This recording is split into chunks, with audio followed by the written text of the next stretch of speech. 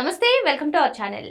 మనతో పాటుగా స్టూడియోలో ప్రముఖ ఆర్థిక, రాజకీయ, సామాజిక విశ్లేషకులు డాక్టర్ శ్యామ్ ప్రసాద్ గారు ఉన్నారు. వారిని అడిగి కొన్ని వివరాలు తెలుసుకుందాం. నమస్తే సార్. నమస్తే సార్, ఏపీ ముఖ్యమంత్రి నారా చంద్రబాబు నాయుడు గారి గురించి సోషల్ మీడియాలో పెద్ద ఎత్తున ఒక చర్చ సాగుతుందని మనం చెప్పుకోవచ్చు. మరి రేపో మాపో కేంద్రంలోకి వెళ్తారు, ఉప ప్రధానిగా నియమించబోతున్నారు అంటూ ఆ ప్రచారంలో ఉంది. అసలు ఏంటి ఈ ఉప ప్రధాని పైన, కేంద్రానికి పంపించడం పైన, కేంద్రంలో పదవిస్తారన్న దానిపైన మీ అభిప్రాయం ఏంటి? ఇది నవ్వాలో ఎడవాలో అర్థం కావట్లేదమ్మా. ఎంత దుర్మార్గం అంటే ఇది, ఇంతకంటే దుర్మార్గం రాజకీయ క్రీడ ఉండదన్నమాట. కేవలం రాజకీయం కోసం ఇలాంటి రూమర్స్ తీసుకొస్తున్నారు సోషల్ మీడియాలో. కేవలం అసలు దాంట్లో ఒక్క సెంటెన్స్ కూడా నమ్మదగింది కాదనమాట. ఎందుకంటే కూటమి ప్రభుత్వం ఏర్పడి 20 నెలలు మాత్రమే అయ్యింది. అంతకుముందు 5 సంవత్సరాలు విధ్వంసం అయిపోయింది మన ఆంధ్రప్రదేశ్. ఆ విధ్వంసం నుంచి మన రాష్ట్రాన్ని ఒక గాడిని పెట్టుకుంటా ఒక దారిలోకి తీసుకెళ్తున్నారు. అభివృద్ధి పదంలో నడిపిస్తానికి ప్రయత్నిస్తున్నారు. లా అండ్ ఆర్డర్ కానీ, అభివృద్ధి కానీ, అరాచకాన్ని అరకెట్టడం కానీ, ఇవన్నీ రాష్ట్రాన్ని ఒక గాడిలో పెట్టడానికి ఎంత కష్టపడుతున్నారో చంద్రబాబు నాయుడు గారు అందరూ చూస్తున్నారు. సడన్గా తీసుకొచ్చేసి కూటమిలో ఒక మనస్పర్ధలు తీసుకురావడానికి చంద్రబాబు నాయుడు గారిని ఉప ప్రధాని, లోకేష్ బాబుని ముఖ్యమంత్రి, శాంతం కూటమి ప్రభుత్వం వచ్చి 20 నెలలు అవ్వాలి. శాంతం ఎంతో కృషి చేస్తున్నారు అందరూ. ఏది కూటమి ప్రభుత్వం ఆంధ్రప్రదేశ్ అభివృద్ధికి. ఒకేపు అమరావతి అభివృద్ధిలో నడుస్తుంది, ఒకేపు పోలవరం నడుస్తుంది, ఒకేపు పరిశ్రమలు బ్రహ్మాండంగా వస్తున్నాయి. అసలు పరిశ్రమలు 23 లక్షల కోట్ల పరిశ్రమలు ఎంఈఓ అయింది. ఇండియాలో వచ్చే 100 పరిశ్రమలు వస్తే 25 పరిశ్రమలు ఆంధ్రప్రదేశ్కే వస్తున్నాయి. ఇంత సమయం లేకుండా అభివృద్ధి అని పరిగెత్తుతున్నారు చంద్రబాబు నాయుడు గారు. ఒకేపు లోకేష్, ఒకేపు చంద్రబాబు నాయుడు గారు, ఒకేపు పవన్ కళ్యాణ్. వీళ్ళు రాష్ట్రాన్ని ఎలా సరిచేయాలి, వాళ్ళ అరాచకం నుంచి ఎట్లా బయటపడేసి ఒక సస్యశ్యామలమైన రాష్ట్రాన్ని, స్వర్ణాంధ్రప్రదేశ్ని ఎట్లా నిర్మించాలని వాళ్ళు కష్టపడుతున్నారు. ఒకేపు సంక్షేమం కూడా ఎన్నో రకాల వాగ్దానాలు చేశారు, అన్నీ ఫుల్ఫిల్ చేశారు. Super 6 super hit. పెన్షన్ 4,000, తల్లికి వందనం, ఎంతమంది పిల్లలు ఉంటే అంతమంది పిల్లలకి అన్నదాత సుఖీభవ. 100% ఇవ్వట్లేదు అని చెప్పి ఈరోజు ప్రెస్ మీట్లో జగన్మోహన్. అవును, చూసాము. అంటే 100% అంటే ఏంటి? 60 లక్షల మందికి ఇస్తున్నారు పెన్షన్. 61 లక్షల మందికి 20,000, 26,000 మంది తగ్గింది పోయిన సంవత్సరం కంటే అని ఆయన ఇందా ప్రెస్ మీట్లు చూసాను నేను. కొంతమంది చనిపోతారమ్మా. ఇప్పుడు ఓల్డ్ ఏజ్ పెన్షన్ అంటే 90 ఏళ్ళాళ్ళు 100 ఏళ్ళాళ్ళు ఉంటారు. 26,000 కాదు, ఇంకెక్కువ మందే ఉండుంటారు. రకరకాల కారణాలతో వాళ్ళు ఉండరు, కావాలని తీసేయరు. కొంతమంది కావాలని వృద్ధాప్య పెన్షన్ కుర్రాళ్ళకు కూడా ఇచ్చి ఉంటారు పోయిన గవర్నమెంట్లో, వాళ్ళని తీసేసి ఉంటారు. అంతేగాని చాలా నిజాయితీగా వృద్ధాప్య పెన్షన్ నడుస్తుంది. వృద్ధాప్య పెన్షన్ కానీ, వికలాంగులకు కానీ ఆ పెన్షన్స్ అన్నీ చాలా సక్సెస్. బ్రహ్మాండంగా చంద్రబాబు నాయుడు గారు స్వయంగా ప్రతి నెల వెళ్ళి ఇచ్చేస్తున్నాడు. అది ఆ సంక్షేమంలో సూపర్ హిట్ అయింది. ముఖ్యంగా పెన్షనే. వాళ్ళు ఇచ్చింది 2,000 నుంచి 3,000 చేయడానికి 5 సంవత్సరాలు చేశారు. అది నేను చెప్పేది. మన టాపిక్ ఏంటంటే చంద్రబాబు నాయుడు గారిని ఉప ప్రధానిగా తీసుకెళ్తున్నారని ఆశాస్పదంగా మాట్లాడుతున్నారు. చంద్రబాబు నాయుడు గారు 25 సంవత్సరాల క్రితమే ప్రధానమంత్రి క్యాండిడేట్. ఆయన ప్రధానమంత్రి ఇస్తేనే తీసుకోకుండా దేవగౌడ గారికి ఇచ్చారు. అలాంటి ఆయన్ని అంటే ఆయన డీగ్రేడ్ చేస్తారా ఉప ప్రధాని అని చెప్పి? ఈ ప్లాన్ ఎవరు చేసింది? ఏంటి సడన్ గా తెరపైకి లోకేష్ గారు సీఎంగా, చంద్రబాబు నాయుడు గారు ఉప ప్రధానిగా ఎందుకు వచ్చిందంటారు? ఎందుకు వచ్చిందంటే కూటమిలో మనస్పర్ధలు తీసుకురావడానికి. కూటమిలో చాలా మంది నాయకులు ఉంటారు. అందరికి చంద్రబాబు గారు సీనియర్ మోస్ట్ పర్సన్, విజనరీ, సమర్థుడు. అలా అని లోకేష్ బాబు గారు సమర్థుడు కాదని కాదు, లోకేష్ బాబు కూడా సమర్థుడే. ఆయన యొక్క చాకచక్యంతోనే ఇప్పుడు గూగుల్ డేటా సెంటర్ కానీ, ఆర్సెల్ఆర్ మెటల్ కానీ, టీసీఎస్ కానీ, కాగ్నిజెంట్ కానీ ఎన్నో పరిశ్రమలు తీసుకొస్తున్నాడు. ఆయన నిరంతర శ్రమిస్తున్నాడు. ఆయన యువగణంలో మంచి నాయకుడిగా రాటుతేలాడు. నేషనల్ మీడియాలో బ్రహ్మాండంగా మాట్లాడుతున్నాడు. ప్రజా దర్బారు నిర్వర్తిస్తున్నాడు. రోల్ మోడల్గా వాళ్ళ మంగళగిరి నియోజకవర్గాన్ని అట్టి పెడుతున్నాడు. ఒక ముఖ్యమంత్రిగా అవ్వగలిగిన లక్షణాలన్నీ లోకేష్లో ఉన్నాయి. కానీ ఇది సమయం కాదు, సందర్భం కాదు. అంటే డైరెక్ట్ గా కూటమిలో చిచ్చు పెట్టడానికి ట్రై చేశారు, వర్కౌట్ అవ్వలేదు. కుల రాజకీయాలు అడ్డు పెట్టుకుని చుచ్చు పెట్టాలని ట్రై చేశారు, ఇది వర్కౌట్ అవ్వలేదు. అందుకే ఈ అంశంని తెరపైకి తీసుకొచ్చారని కొందరు చెప్తున్నారు. మీరేమంటారు? ఇది అసలు ఎక్కడి నుంచి తీసుకొచ్చారంటే, ఎలా ఇనిషియేట్ అయిందంటే, నితీష్ కుమార్ రాజ్యసభకి నామినేట్ చేశారు. ఇక్కడ నితీష్ కుమార్ వెళ్తున్నారు కాబట్టి దాని వంక పెట్టి చంద్రబాబు గారిని, లోకేష్ గారిని ప్రజల్లో భ్రష్టు పట్టిద్దాం అని చెప్పి ఇది ఒక ఐడియా వేసి సోషల్ మీడియాలో కుదిరారనమాట. చంద్రబాబు నాయుడు గారిని ఉప ప్రధాని, చంద్రబాబు నాయుడు గారు ఇవాళ భారతదేశంలో గొప్ప నాయకుడు అయితే ఈ ప్రధానమంత్రి అవ్వాలి కానీ ఉప ప్రధానమంత్రి ప్రొజెక్ట్ చేస్తారేంటి? అలాగే లోకేష్ కూడా ముఖ్యమంత్రి లక్షణాలు ఉన్నాయి, కానీ ఇది సమయం కాదు. చంద్రబాబు నాయుడు గారి కళ అమరావతి పూర్తి చేయటం, పోలవరం పూర్తి చేయటం, రాష్ట్రాన్ని సస్యశ్యామలంగా చేసి స్వర్ణాంధ్రప్రదేశ్గా తయారు చేయటం, రాష్ట్రంలో ఉన్న ఇరిగేషన్ ప్రాజెక్ట్స్ అన్నీ కంప్లీట్ చేయాలని ఆయన ఉద్దేశం అనమాట. ప్రతి ఒక్కళ్ళకి జాబ్ అంటే 20 లక్షల మందికి ఉపాధి కల్పన చేయటం ఆయన యొక్క ముఖ్య ఉద్దేశం. ఇవన్నీ అయ్యే వరకు ఆయన ముఖ్యమంత్రిగా ఉండాలని ప్రజలు కోరుకుంటున్నారు. 2024 ఎలక్షన్స్లో ప్రజలు ముఖ్యమంత్రిగా చంద్రబాబు నాయుడు గారు ఉండాలనే ఉద్దేశంతో ఓట్లు వేశారు. ఇవాళ సడన్గా 20 నెలల్లో వచ్చి కొడుక్కి ముఖ్యమంత్రి ఇచ్చారు అని అనుకుంటారు.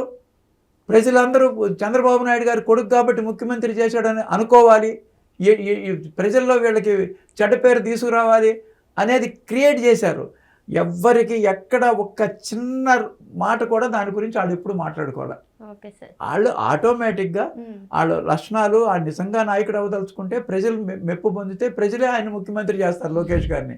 దానికి టైం ఉంది, ఆయన చాలా యువకుడు, ఇంకా ఉత్సాహం ఉంది, పని సామర్థ్యం ఉంది, నాలెడ్జ్ ఉంది, అన్ని రకాలుగా రాటుదేలాడు. నేషనల్ మీడియాని అడ్రస్ చేయగలుగుతున్నాడు. అంత సామాన్యం కాదు. నేషనల్ మీడియాలో మాట్లాడటం, వాళ్ళు వేసే క్వశ్చన్స్కి ఆన్సర్ చేయటం స్పాంటేనియస్గా చేస్తున్నాడు. ఇక్కడ ప్రజలతోనూ మమైకం అవుతున్నాడు, అక్కడ నేషనల్ లెవెల్లో ఉంటున్నాడు. ఆయన యొక్క మెరిట్ చూసి ప్రధానమంత్రి మోడీ గారే కుటుంబంతో సహా నన్ను కలవమన్నారు. భారతదేశంలో ఒక యువ నాయకుడిని ప్రధానమంత్రి స్వయంగా ఇంటికి రమ్మని పిలవడం అనేది ఇదే మొట్టమొదటిసారి.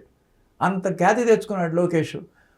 పోయినసారి కూడా 2014-19 మధ్యలో ఆయన డైరెక్ట్ ఎలక్షన్లో గెలవాల, ఎమ్మెల్సీగా నామినేట్ చేసి మినిస్ట్రీ ఇచ్చారు. దాని మీదే బోర్డు క్రిటిసిజం వచ్చింది. కొడుకు కాబట్టి దొడ్డిదారిన లీడర్ చేసి మినిస్ట్రీ ఇచ్చారని వచ్చిందనమాట. ఇవాళ అలా కాదు, ఆయన యువకాలం నుంచి ఆయన రాటు తేలిపోయాడు, మంచి నాయకుడు అయ్యాడు, రెడ్ బుక్ కోట్ మెయింటైన్ చేస్తున్నాడు. చట్టాన్ని వ్యతిరేకంగా ఎవరైతే ఉన్నారో వాళ్ళు శిక్షించడానికే రెడ్ బుక్ రాస్తున్నారు. ఎవరైతే తప్పు చేశారో చట్టానికి వ్యతిరేకంగా వాళ్ళ పేర్లు ఉంటాయి. అంటే అంత ధైర్యంగా ఈ ఐఏఎస్ ఆఫీసర్ ఇంత తప్పు చేస్తున్నాడు, ఈ ఐపీఎస్ ఆఫీసర్ ఇంత తప్పు చేస్తున్నాడు. ఆయన యువగాడంలో ఫేస్ అయ్యాడు. తర్వాత తెలుగుదేశం కార్యకర్తలు ఎక్కడెక్కడ బాధ పెట్టారు, ఎవరెవరు బాధ పెట్టారు, చట్ట వ్యతిరేకంగా వాళ్ళ పేర్లన్నీ తీసుకున్నాడు. అంతేగాని ఆయన కష్టపూరితంగా చేయదలుచుకోవాలి. 20 నెలలు అయింది. కష్టపూరితంగా చేయదలుచుకుంటే బోల్డ్ మంది వాడికి జైలు పట్టేవి కాదు, వాళ్ళు చేసిన దుర్మార్గాలకి. నాయకుడిగా ఎదిగాడు, సమర్థుడు, పార్టీని పటిష్టపరిచాడు, 1 కోటి మంది సభ్యత్వాన్ని తీసుకొచ్చాడు. ఇవాళ సెకండ్ లైన్లో తెలుగుదేశానికి చంద్రబాబు నాయుడు గారి తర్వాత ఎవరు అంటే లోకేష్ బాబే. అది కాదనలేని సత్యం అనమాట. కానీ ఇది 20 నెలల్లోనే కావాలని ఒక తగాదాలు పెడతానికి కూటమిలో చంద్రబాబు గారి ఉప ప్రధాని, లోకేష్ ఏమో ముఖ్యమంత్రి. అసలు దాంట్లో అర్థం పర్థం లేకుండా తీసుకొచ్చారనమాట. అందరు నమ్ముతారు చంద్రబాబు నాయుడు గారికి కొడుకు మీద ప్రేమ ఉంది, అందుకని గబగబా ముఖ్యమంత్రి చేసేస్తున్నాడు, ఆయనేమో సెంటర్కి వెళ్ళిపోతున్నాడు అని ఒక రాంగ్ మెసేజ్ పబ్లిక్లో తీసుకెళ్ళడానికి తీసుకొచ్చిన వీడియోలు ఇవన్నీ. వాళ్ళకి ఏ కోసైనా మానసికంగా ఎవరు దానికి ప్రిపేర్ అయ్యలేరు. చంద్రబాబు నాయుడు గారికి కానీ లోకేష్ బాబు గారికి కూడా ఇప్పుడు ముఖ్యమంత్రి అవ్వాలని ఇమ్మీడియట్గా లేదు. ఆయన తండ్రి బాటలో నడుస్తున్నాడు, ఆయన తండ్రి సమర్థవంతంగా చేస్తున్నాడు, ఆయన ఆశలు నెరవేరనివ్వాలి. చంద్రబాబు గారి యొక్క పనితనం కోసమే ప్రజలు ఓటేశారు. చంద్రబాబు గారి నాయకత్వంలోనే కూటమి ఉండాలి అనే ఉద్దేశం ప్రజలందరిది. దాన్ని చెడగొట్టడం కోసమే ఇలాంటి సోషల్ మీడియా వీడియోస్ వస్తున్నాయి అన్నమాట. ఎందుకంటే పదవి మీద ఆశ ఉంది వీళ్ళకి, వాళ్ళ కొడుకు కోసమే ఈ ఇదంతా చేస్తున్నాడనే ఒక అపవాదు మీద పడుతుంది అనమాట. ఎందుకంటే ఆయనలో ఆ ఉద్దేశం ఏమీ లేదు. ఎవరంతటి వాళ్ళు నాయకత్వం లక్షణాలు నేర్చుకోవాలి. యాక్చువల్గా లోకేష్ బాబుకి కుటుంబం రాజకీయ నేపథ్యంలో నుంచి పుట్టిన ఆయన. వాళ్ళ తాత ఎన్టీ రామారావు గారు ముఖ్యమంత్రి, వాళ్ళ తండ్రి చంద్రబాబు నాయుడు గారు ముఖ్యమంత్రి, 14-16 సంవత్సరాలు ముఖ్యమంత్రి ఆయన. వాళ్ళు ఒక మేనమామ స్టేట్ మినిస్టర్ చేశారు హరికృష్ణ గారు, ఇంకో మేనమామ 3 సార్లు నుంచి ఎమ్మెల్యేగా ఉన్నారు, వాళ్ళు పెద్దమ్మ పురంధరేశ్వరి సెంట్రల్ మినిస్టర్ చేశారు. ఇంత నేపథ్యం ఉంది రాజకీయంగా. రాజకీయం అంటే ఏంటో పుట్టినప్పటి నుంచి చూశాడు ఆయన. అదే కాకుండా వారసత్వ రాజకీయంగా కూడా కాకుండా తను ఇండిపెండెంట్గా ఇండివిజువల్గా డెవలప్ అయ్యాడు ఒక నాయకుడిగా. ఎట్లా డెవలప్ అయ్యాడు? 14-19 మధ్యలో పంచాయతీరాజ్ మినిస్టర్ చేసినప్పుడు ఎన్నో అవార్డులు తెచ్చుకున్నాడు సెంట్రల్ గవర్నమెంట్ నుంచి. 25,000 కిలోమీటర్లు సిమెంట్ రోడ్డు వేసి దానికి బ్రహ్మాండంగా చేశారు. ఎప్పటికీ అన్ని కిలోమీటర్లు ఎవరు వేయలేరు అనమాట. అంత పేరు వచ్చింది ఆయనకి. ఆయనలో ఉన్న గొప్పతనం ఏంటంటే మంగళగిరి నియోజకవర్గంలో తెలుగుదేశం 1985 తర్వాత గెలవల. ఏ నియోజకవర్గంలో అయితే తెలుగుదేశం గెలవలేదు ఆ నియోజకవర్గంలో కంటెస్ట్ చేశాడు ఆయన 2019లో. అది ఎవరైనా సరే ఏ నియోజకవర్గంలో తెలుగుదేశం ఈజీగా గెలుస్తుంది అని అక్కడ నుంచి ఉంటారు. ఇప్పుడు బాలకృష్ణ గారు ఉన్నారు, ఆయన హిందూపూర్ తెలుగుదేశాన్ని ఇంతవరకు ఎవరు ఓడించరు. బాలకృష్ణ గారు అక్కడే 3 సార్లు నుంచి గెలిచారు, హరికృష్ణ గారు గెలిచారు, ఎన్టీ రామారావు గారు గెలిచారు. అట్లాగే చంద్రబాబు గారు కుప్పంలో కంటిన్యూస్గా గెలుస్తున్నారు. అట్లాగే జగన్మోహన్ రెడ్డి పులివెందులో కంటిన్యూస్గా గెలుస్తున్నారు. తేలిగ్గా ఉండే నియోజకవర్గాలు ఆ నియోజకవర్గాలు ఆయన ఆదరిస్తున్నాయి. మరి లోకేష్ బాబు మంగళగిరి నియోజకవర్గం తెలుగుదేశం ఎప్పుడూ గెలవాల 85 తర్వాత, అంటే 40 ఏళ్ళ నుంచి చరిత్ర లేదు. అటువంటి నియోజకవర్గాలు ఎంతో ధైర్యం చేసి ఒక నాయకుడిగా నిరూపించుకోవడానికి నుంచున్నాడు. పొరపాటున 5,000 ఓట్లు తేడాతో ఓడిపోయాడు 2019లో. అదే అతనిలో కసి పట్టుదల పెంచింది, నాయకత్వ లక్షణాలు పెంచుకుని ప్రజలందరితో మమేకమయ్యి మంగళగిరి నియోజకవర్గంలో 90,000 మెజార్టీతో గెలిచాడు 2024లో. అది నాయకత్వ లక్షణం అంటే. ఈ రోజుకి ప్రజాదర్బాలు నడిపి ప్రతి ఒక్కరిని పర్సనల్గా కలుస్తా. ఇవాళ కూడా నాయకత్వ లక్షణాలు ఎలా ఉన్నాయంటే, ఆయన general secretary of the party, అందరి ఎమ్మెల్యేలను ఇంటికి పిలిచి భోజనాలు పెట్టి డిన్నర్ మీటింగ్స్ పెట్టి ప్రతి ఒక్క ఎమ్మెల్యేతోనూ స్నేహంగా మెదులుతున్నాడు అనమాట. ఇవన్నీ చూసి లోకేష్ బాబుని ముఖ్యమంత్రిగా చేసేస్తారు అనే ఒక రాంగ్ మెసేజ్ తీసుకెళ్ళిపోయారనమాట. ఇది చాలా టూ ఇమ్మెచ్యూర్ అని అందరికీ చంద్రబాబు నాయుడు గారికి తెలియదా? ఆయన రాజకీయ అనుభవం దగ్గర 50 సంవత్సరాలు. అంత తొందరపడి ఆయన ఉప ప్రధాని పదవికి ఆశపడతారా? ఆయన లేకపోతే లోకేష్ బాబుకి ముఖ్యమంత్రి ఇవాళ కాకపోతే రేపు కాకపోతే ఎప్పుడైనా నాయకుడు, సమర్థుడైన నాయకుడు, ఎఫిషియెంట్, ప్రూవెన్ లీడర్, అటువంటి నాయకుడికి ఎప్పుడైనా ముఖ్యమంత్రి వస్తుంది. ఇట్లా తొందరపడి ఒక కూటమి లక్ష్యాలను పోగొట్టుకోరు. రాష్ట్ర అభివృద్ధే ముఖ్యంగా కూటమి నడుస్తుంది. రాష్ట్రం స్వర్ణాంధ్రప్రదేశ్గా చేయటానికి ఈ రాజకీయం కోసం, పదవుల కోసం చంద్రబాబు నాయుడు గారు పాకులాటల.